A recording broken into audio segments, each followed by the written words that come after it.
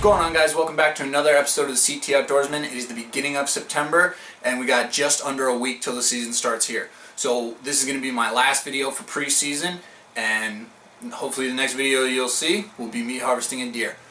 So what I'm doing today is just going over the hit list bucks I got for you guys, and then also my 2017 hunting setup that I'm going to be using this year. So first, going over the setup. As most of you guys know, if you follow this channel, I'm shooting the 2016 Matthews Halon. It's in the 6-inch brace height version. The sight I got on it is a HHA Kingpin with a NAP Apache Rest Pine Ridge Archery Nitro Hunter stabilizer on it. And then for arrows, I'm shooting a Carbon Express Maxima Blue Streak Select. Here, just like that. It's the 350 spine. Because it's a 30-inch arrow and I'm shooting at about 65 pounds on my bow, so I need a stiffer spine. The broadheads that I'm shooting, I'm going with the 100 grain 2-blade Schwacker broadheads. I've known about Schwacker for a long time, and I tried them one year without broadhead tuning them because I was a young bow hunter, didn't know all about broadhead tuning, so I just screwed them on and went hunting with them. Made a couple bad shots on deer, blamed it on the broadheads, never used them again. I came into like 2 or 3 packs of them by a family member, and so decided to broadhead tune to them like you should with any broadhead. And now I'm going to be shooting with these. They fly like bullets once you get them tuned up, so I'm excited to use these, and I definitely think they will put down a deer this year. So as for my release, if you guys again follow my social media page, I am shooting the True Ball Fang 4 thumb release. I'm really excited about this. So it's just a thumb trigger, just like that, and it snaps closed. And it's really helped with my form and my accuracy because it's given me a lot more of a surprise release, so it's made me a lot more accurate that way, and I definitely think it's going to be helpful come the season. So that's really my things for my hunting setup. Filming setup, because I do film my hunts, as most of you guys know. The camera I'm running right now, that is a Sony Handycam HDX, I believe it is. It's the camera I've used for the last couple of years now. Really like the camera. It's really small, compact, and it shoots great video. I'm also running this year a GoPro Hero Session. I've got the tripod flexible leg mount on it right now, so I'm still trying to figure out how I'm going to mount this thing up in a tree. I think what I'm going to do is either use this mount or another mount and wrap it around my bow hanger, so it's going to be my second angle. It's going to be up above me in the tree, watching me, hopefully capturing the shot. So that's that. Trying to think if there's anything else in my setup that is key for you guys to know. Hunting stand wise, I hunt out of a self-climber, so mine's a Summit Viper SD, and the thing I like about it a lot is it's very mobile, especially for someone in my area. So I'm hunting in southeastern Connecticut. A lot of the trees that we have around here are white oaks, some birch, and maples, things like that.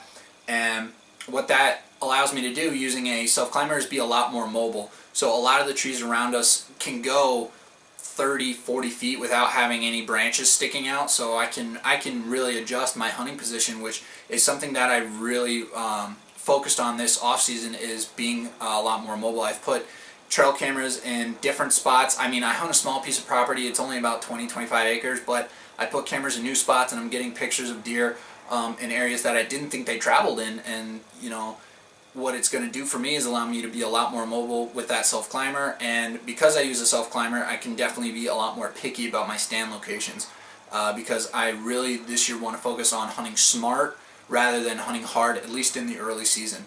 So what I found is that because I hunt such a small piece of property, if I hunt it hard during the early season, I'm going to bust all the deer out of there come the late season. I've noticed that, you know, thinking back on it, you know, come mid-November, things like that, when deer movement should be prime time, I haven't really seen a lot, but that's because I've been hunting all the time. But so what what this is going to allow me to do now is I'm going to pay a lot more attention to the wind. I generally know the direction it's going to come out of in the early season, so I've kind of picked out a couple areas that I'm going to hunt. I'm going to have to bite my tongue and, you know, kind of suck it up if I see really good movement in one area but the wind is just not right. Again, but being that mobile, if I can find a tree that plays to my advantage with the wind and the deer movement over there, I'll definitely set up over there and try and get it done. So with talking about deer movement, let's go into my hit list. So number one on the list, if you guys watched 2 videos ago, my Scouting Summertime Whitetails Trail Camera Surprise, number one is Junior. I'll try and put a picture of him in here somewhere. But so this deer I know is at least a 4-year-old. I've had a couple encounters. I encountered him last year at like 60 yards. Grunted, tried to get him in. He looked at me, didn't want to commit.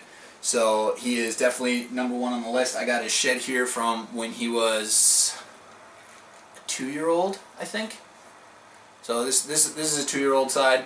But I mean, he's an absolute giant. He's one of the biggest deer I've ever seen on this property. So I'm definitely excited about him. Second deer is a deer that, you know, I was kind of borderline on harvesting just because he's a 3-year-old. But I think, you know, hunting a small piece of property, and, you know, I'm young in my hunting career. I shouldn't be so picky, especially with the area that I hunt. You know, I'm not out in Illinois where, you know, 120-inch deer is common. You know, especially around here, the deer generally get this big when they're older or they got, you know, good genetics. So if he walks by, Jim Beams, that is the name of this deer, he's getting an arrow. So beggars can't be choosers. So I have yet to shoot a deer over 100 inches. And, you know, that's very uncommon for a lot of the hunting channels that you'll see out on YouTube. Guys are always shooting these massive deer or anything. That's not what I'm about. You know, I'm just about sharing my experiences with the outdoors. But so rounding out the category is actually just this deer here that I just pulled cameras, pulled cards on cameras, and I got this deer. So this deer is a deer that I'm actually going to call Sonny, because he has the genetics of a deer from 2 years ago named Titan, who actually got shot by the neighbor. But so I'm pretty sure it's his kid. But so this deer, you know, based off the pictures, he looks like at least a solid 2.5-year-old. He's probably 3. But, you know, he's a big, tall, like, comes up pretty high, good beams. Tines are so-so. His G2s are good, but his G3s are, yeah, kind of so-so. But, again, beggars can't be choosers. So, I mean, if he walks by, he's getting an arrow. And that's really, so that's the hit list for you guys. You know, kind of final thoughts about this upcoming season. I'm excited. I've been at school. I'm going to be at school for basically the whole season. But you know, when I have time off, when I don't have lacrosse or anything like that, I'm going to be at home, hopefully hunting. You know, if conditions are prime time, I'm going to be in a tree.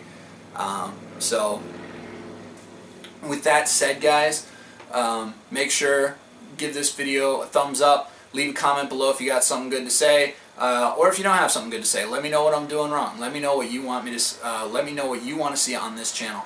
And then, as always, guys, introduce someone new to the outdoors, whether it's hunting, shooting, fishing, camping, hiking, anything. Get outside, because it is a beautiful world out there, and we need to explore it, and we need to take advantage of it. So I'll see you guys next time, hopefully in the stand.